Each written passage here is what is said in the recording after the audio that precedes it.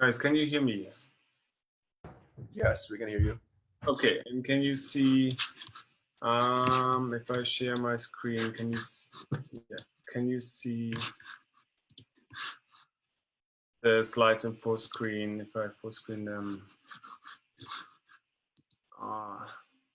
it's exactly below this. No way. Can you see the slides in full screen? Yeah. All right. So, yeah, I will derail a little bit from the topic we just had. I feel I'm trapped here in a philosophical conversation. Now moving on to blockchain philosophy. It's a bit of a different angle. So I want to talk about LUKSO, a project I'm working on since 1.5 years, which is a blockchain for the what we call new creative economies or digital lifestyle community, which is a bit of a different take on blockchain applications than what we have seen in the last few years. Sadly, there is no real, but there's a chat here, but there's no real like hands up or anything. And we are not in VR where people can, you know, lift their hands. So I assume you have heard all about Ethereum and Bitcoin and so on to some degree.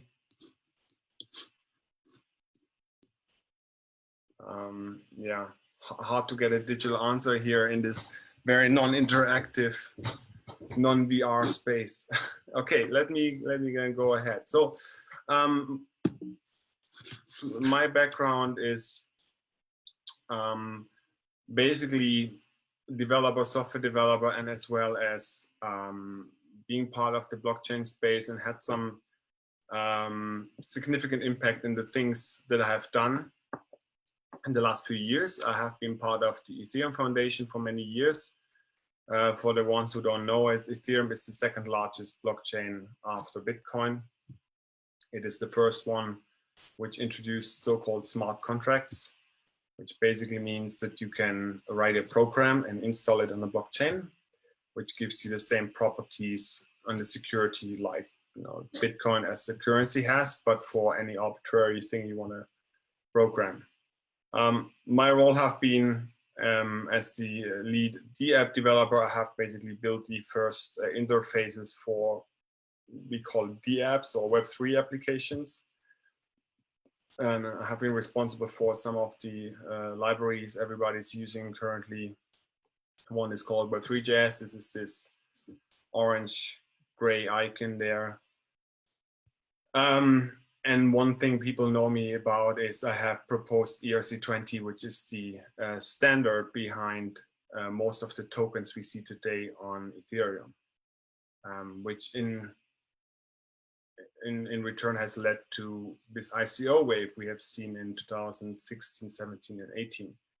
So a lot of yeah, the craziness kind of came out of this standard because people agreed to a common standard where I wrote the specification, which then allowed people to make easier tokens. And then they all thought about selling their tokens. It's a good idea for tokens they were not 100% sure what they do in the first place. So that's kind of a bit the downside. And together with my wife, Marjorie, we are working on LUKSO. And I want to present this now, which is a bit of a different take on blockchain in general. So LUKSO itself is a blockchain which is not necessarily meant for the financial and for the monetary things, but for the things that connect us as communities and what we call the digital or new digital lifestyle. And on a technical basis, it's a network that functions very similar to Ethereum. So it has something called the Ethereum virtual machine in the core. So it works basically with all the tools that I have built in the past. And basically you could say Ethereum is in a way the JavaScript of the blockchain space. So it's what most of the developers know and most of the people have written about, and tutorials exist and tooling exists. So it's somewhat like it's actually 80% of the blockchain space is kind of using something which came out of Ethereum. And LUKSO is a network that builds on that tech stack as well. But it's a separate network using a different consensus algorithm. But the focus of LUKSO, and that's kind of a bit of a different take, is that we are more for the creative audiences. If you look in the blockchain space today, it's to be honest, it's mainly male between like 30 and 40, and they want to trade. And out comes something which has to do with money, right? Yeah, the ERC20 token standard definitely has helped with that as well, because now everything is about tokens. But there's just so much more creative output and creative people that actually could really benefit from using blockchain to some degree or another. And there's another very important aspect, which is there's a big shift coming. And I say that because I have kind of already experienced it for myself since many years, and that's virtual reality. Virtual reality is, in a way, probably the biggest impact society has seen since the smartphone. That's the claim I would make. But blockchain, this technology can also be for the creators, you know, for example, fashion designers or creative people of all kinds. And currently they're a little bit out of the conversation. Again, most of the things are about finance. And on the end, it's obviously also about developers, because they are building all of these things. You know, they are the ones who know how to interact with a blockchain and who on the end create these things. All of the other people I showed before will be using. But there's an interesting paradigm shift that we have seen in the last few years, which I'm actually most curious about. And it happened kind of so sneaky and so fast that I haven't even fully, I guess, in a way, like realized it. And this is, we have a complete new set of people that have powers and a reach that only big institutions or companies, newspapers or media, or even to some degree governments had. And the internet, in fact, made all of this possible. It completely redefined of who's able to reach how many and with what message. And we have basically seen in a sense, decentralization or distribution of content creators. I would say probably the most significant impact is YouTube, as well as Instagram and influencers and bloggers, because they have been the voice where millions of people follow today, which before was probably a Vanity Fair or any other, or the Times Magazine, you know, bringing out a story. It can be a single influencer today that has a bigger reach than any of those groups before together. At the same time, we have content creators, and Netflix is a tiny version of that as well, that now basically define the content people watch. And the linear TV that we grew up with is actually fading out, and probably only old people watch television, because everybody of today's world kind of like plays when he wants to play and watch when he wants to watch. So we have this kind of really powerful new community, and the internet gave us the ability to communicate. But what's missing is this infrastructure that also allows this community to interact in a trustable and verifiable level, and to interact in a level that could even lead to new forms of community management, voting, transparency, or economic behavior. And that's what the internet doesn't give us so far. That's kind of the missing piece, and that's what blockchain brings to the table. For the people who are more from the blockchain space and already like following Ethereum and all of these things since many years, probably the biggest question they will have is why another blockchain? Why you don't just use Ethereum? Isn't it like the idea that we all use this one blockchain and everybody's happy? The answer is that would be nice. And there's definitely a lot of Bitcoin maximalists which only would like to see Bitcoin being used as the only blockchain. But the reality over the last 10 years is actually the opposite. We see a massive amount of spreading on many networks. The problem I have seen is that most of them don't really define their communities. And as much as we would like to have all one network we are going to use, because it would have a lot of benefits, it's technically not possible, because the scalability that would be required to make all applications run on the same network is just not possible yet. It might not be possible for quite some time. I mean, I would assume 5 to 10 years at least before we see very much larger scale. And when we talk about the whole world, we talk about billions of transactions per second, probably. But the simple answer also is every network or every blockchain in a way forms an ecosystem that is focused on a certain group of use cases or people or interests.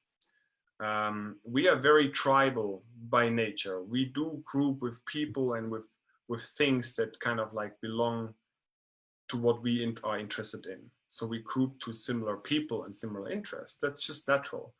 And this has actually happened on Ethereum, and in a way we have defined that kind of group because we wrote on the website in the early days, builds unstoppable applications. And what happened is that actually we did build, I mean, we have today a community building unstoppable applications, building applications that are focused on being very decentralized. It happened to be now a lot of finance things. So the new topic on Ethereum today is decentralized finance, which is nice, but it's also very complicated because finance itself is heavily regulated and is on the end like a occupied space in a way. Decentralized finance will definitely happen, and that's very important. And I'm very big fan of that. And ERC20 has kind of paved the way for this to happen. But it's not everything. Actually, I do think the digital social crowds are a way bigger influence on the world at large. And building applications that are for that domain, I think will bring really these mainstream applications and mainstream adoption many people want to see in the blockchain space. And that's the focus of LUKSO. And there are technical reasons for that. And one is obviously scalability. Another is standardization, and standardization is really crucial in order to get things that work together. And the current standardization space within Ethereum is pretty noisy. There's over 800 standard proposals, many competing ones. And starting a network from scratch allows us to do this in more organized, in a more calm space. And people are listening more to those early definitions, without that everybody is like going to go in all kind of different directions. I spoke already about community being a very important factor, and the fact that a blockchain itself does require a token to function in a decentralized environment. There is an inherent value attached to those networks. And that value is on the end really the main reason why any of those blockchains we have today are so attractive. I mean, people say it's like pyramid schemes, but that's not what it is. It's an ecosystem that is small and then grows to a certain size. That obviously means that the ecosystem will grow in value. And in blockchains, we have that ability to even capture that value in a unit of account, which is actually very interesting. So it is, in a way, you could say the decentralized version of a company, because everybody can become a stakeholder.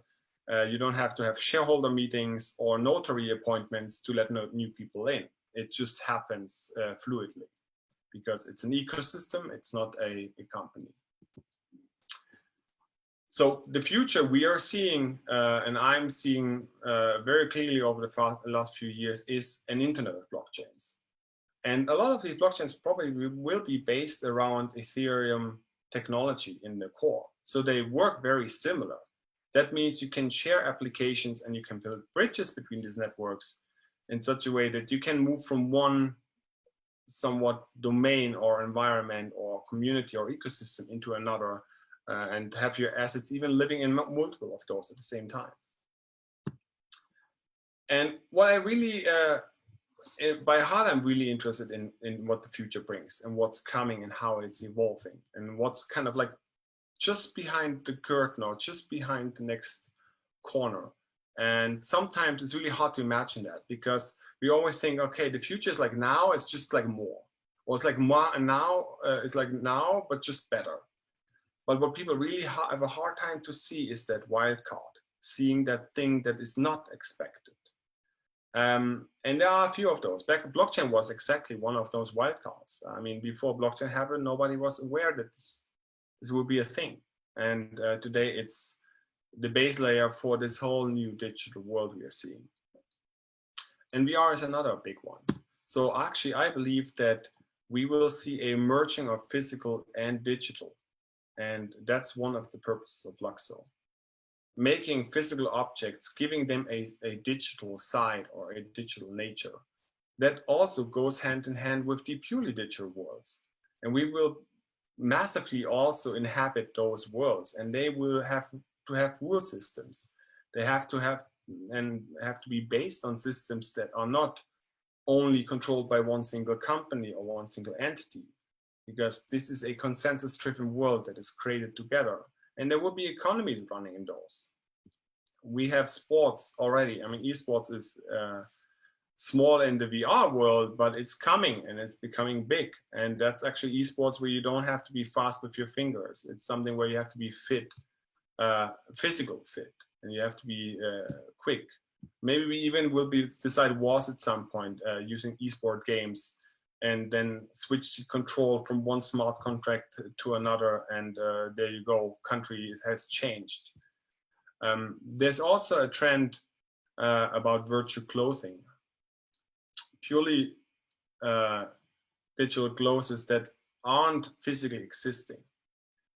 Clothes that are purely 3D, that can live in a game or a social VR environment, but that can also be worn in some kind of like Instagram post or digital persona, which we represent to a high degree today as well.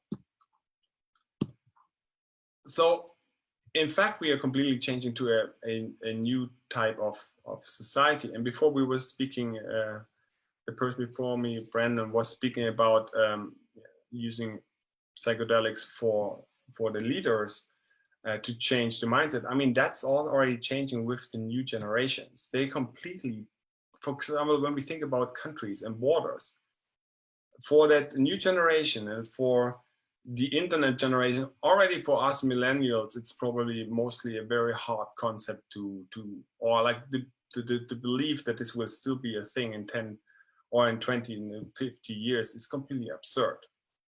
In the society we live today, borders don't make any sense. Emails don't stop at a border. So we are dealing with a complete different mindset, with a global by design crowd, and Gen Z is definitely already there. And this new paradigm, and this is kind of what the blockchain space so far has brought to the table, it's a new paradigm that we call Web3. And in a way, Gavin Wood and we at Ethereum initially started using that term. It requires a different set of tools. It requires a set of tools that has the ability to actually interact with those new kind of personas, new kind of accounts. We just got used to, okay, I use email and I have a password and I have my email address, and that's how I log into different servers and different applications. This actually will change, and it will in fact get a lot more simple than it was so far, because the way to use email and password is a hack. It's not the perfect situation. It's because we have to give control to a third party, and that third party somehow has to identify us. And the way we came up with is an email and a password. The future of Web3 is actually based around universal profiles that are not spread around 5 companies, 5 different servers, and where I have to enter always the same information, upload the same images, but a central core of truth that I control, that can be spread and living in different environments, or where I can have different versions of myself, but it's sitting in a place where I have to control, where I could turn it off at any point in time. And it's the same true for companies. you want to also be able to prove that a certain message or a certain digital or a certain physical item came from a certain party. I mean, when we look in fashion, we have a lot of counterfeit. That's one problem. But when it comes to media, also messaging is a big problem. I was speaking before about the physical and the digital merging. There's a new term called phygital, like a physical digital object. And that's basically what our smartphone already is, but most of the physical things we have doesn't have that kind of digital aspect of it. It doesn't have the digital ownership. It doesn't have the digital experience, but it can have it. And that things we are striving to build on LUKSO and see being created there. If there's like any kind of chats, I can't really see that because two monitors and both of them show the same thing, sadly. Another thing, and this is kind of what, when we're talking about community and engaging and in creating communities in a decentralized fashion, that's kind of what tokens allow. When everybody is talking about tokens currently in the blockchain space, most of them think about, oh yeah, it has to do with like a token for my project, which I'm selling to a crowd, and then you know, it has some kind of purpose and you have to use it for something. While I think the real tokenization that we will see in the next few years will be around tokens that has to do with reputation, that have to do with things I'm interested in, with parties I'm participating in, with movements I'm participating in. And those tokens will give you rights to vote, or give you rights to access, or to be somewhere, or it might be even monetary. Maybe it's tradable, maybe it's not tradable, but it doesn't need to be at first. I think we also will see a complete shift in what money is. When today we always count everything in dollar or euros. In the future, we will barely think in those terms. We will think in terms of the things that we want, that we like. And all of those things will be interchangeable. And on the end, they could be interchanged to some form of what we would call money. And we would be able to pay with it. So there's a lot of shifts coming, but real tokenization will be around reputation. Because when we think about it, what's the most important in the world? It is our reputation, because that gives us access to everything else. For LUKSO, basically, we see to build a network that is dedicated to those kind of applications, to take a really different take on blockchain applications and enable different things. And on the one hand, it's through building the network. On the other hand, it's through building the standards and the tools, and show, hey, there's so many things we can do in this space, and make everybody excited to build in this direction. I have 8 minutes left. Just quickly on our roadmap on kind of what's happening. So given the fact that we are a network, and in order to decentralize such a network, you need to do an ICO actually makes sense here, because you need to distribute the ownership. This is not like a network that can be only run by one entity. It has to be run by a lot of people. So you need to distribute the ownership through an ICO. But I didn't want to just do an ICO because there was a lot of bad press and a lot of like crazy things happened in 2016, 17, and 18. So I came up with this concept called a reversible ICO. And the reversible ICO is a version of an ICO that gives more power to the investors directly. And it's in simple terms, basically the ability to reserve the token of the project. Then over a certain period of time, let's say it's 8 months, you buy those tokens, but you would have the ability to reverse your decision, knowing how much you bought by that time. Because most of the problems we have seen in 2016, 17, 18 in the ICO boom, where over $40 billion were collected using cryptocurrencies and outpaced all venture capital and all of these. I mean, the real crowdfunding wave happened in the blockchain space, is that there was a lot of FOMO-driven decisions, where you end up with investors that you don't want to have because they want to sell your coin, but they just can't. Or you are like scammed because the project was not legit. And because there's no way to control that, you know, there was scams or there were bad investments and people got like burned. The reversible ICO hopefully fixes that. So not only will we use that for our project, but we hope that other people will use it as well. So it's open source, it's audited, and other people can use that similar process and use the same smart contracts to do their own fundraising, having those safety measures in place. Yeah, so that's the end of the presentation.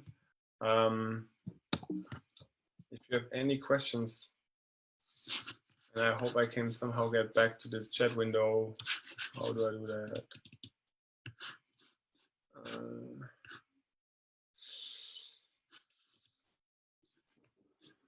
Here. Okay. Yeah, so if you have any question, feel free to ask. You want to say something, but I can't hear you.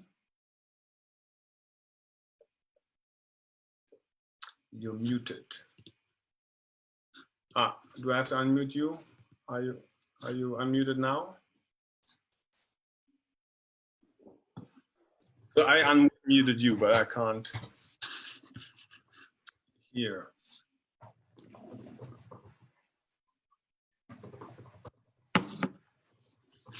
Yeah, Henry, your mic is not working if you're trying to speak. Oh, sorry. Hi. No, apologies. I'm just preparing for the following up talk. I'm up next actually in 5 minutes. I see. Okay. Question. Oh my God. Okay. I'm sorry, but really nice talk, by the way. I really enjoyed the token part of it. Thank you. Yeah. I mean, I guess I have a little bit the responsibility to bring it or to move it in a new direction. Having yes. kind of you know, being somewhat responsible for the current situation. But I think it's great, like the way we are, it's great. So we have this kind of like new thinking about, you know, what tokens, I mean, now it's all about tokens, you know, there's token economics even, you know, there's research being done in this direction. And it's a great tool to actually balance out incentives between different groups. So it's very interesting. It's just very financial focused, and I think that will shift, and it has to shift.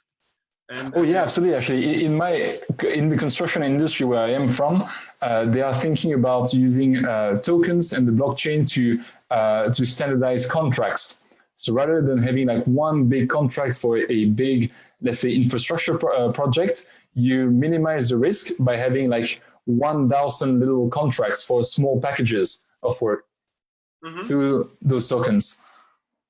Yeah, so you could automate everything through smart contracts. It's always a question about of when can you do what, because the more you go into details and you want to, for example, do all payments on a smart contract and so on, I mean, you get into an amount of complexity, which is a security issue, and also in an amount of transaction that is currently not feasible as such.